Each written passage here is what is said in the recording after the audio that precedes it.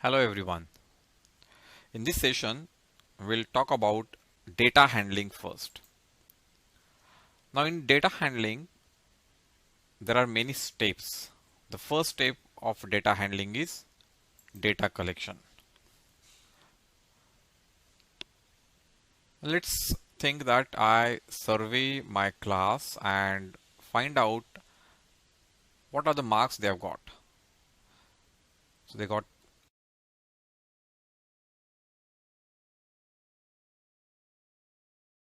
looking at this, I cannot get much of information from this data because it's so haphazard that I'm not able to draw any information or intelligence out of the data. So the second stage of our data handling is data organization. There are many methods to organize data. Some are very simple and some are very complex. Let's use the most simplest method. Let's order the data. The data now would be presented as. Now just by ordering the data, we can get so much information from this. Now I can say that the least marks scored by a student in my class is 12 and highest marks scored is 19. I can also say that more than 5 students have scored above 80% marks or above 16 marks. So just by ordering the data, we are able to get so much of intelligence out of data.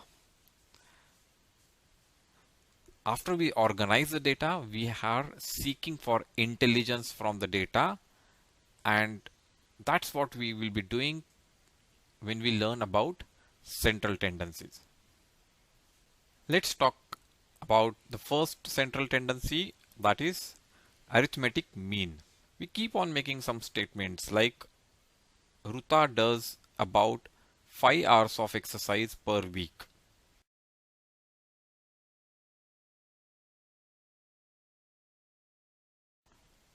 Kolhapur receives on an average 103 millimeter of rain per month during the monsoon season.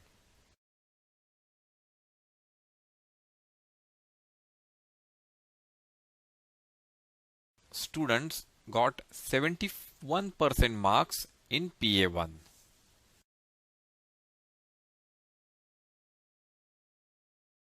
Does it mean that Kolhapur receives exactly 103 millimeter of rain per month every month during the monsoon? Or each student in 6A got 71% marks?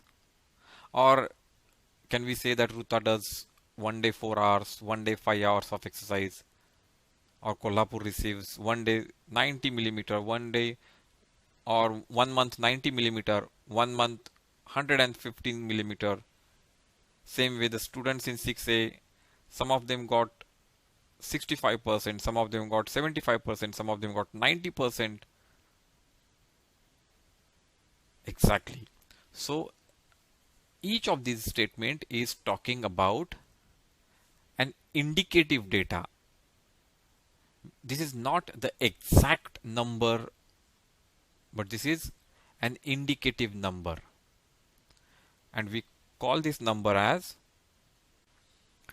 representative value. So this value represents a collection of data.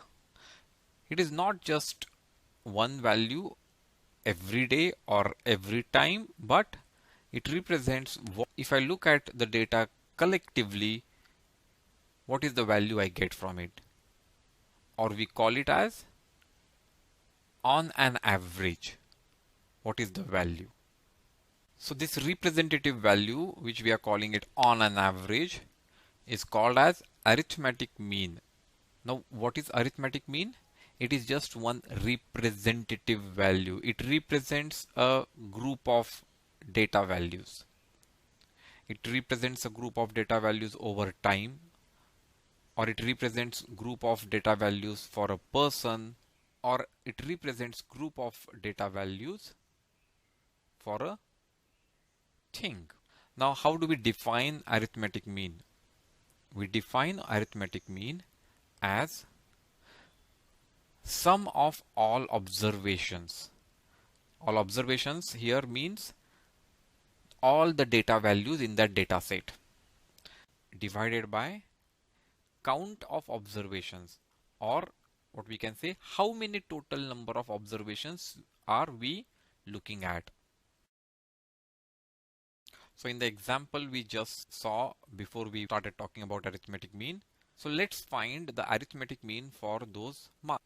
And the arithmetic mean is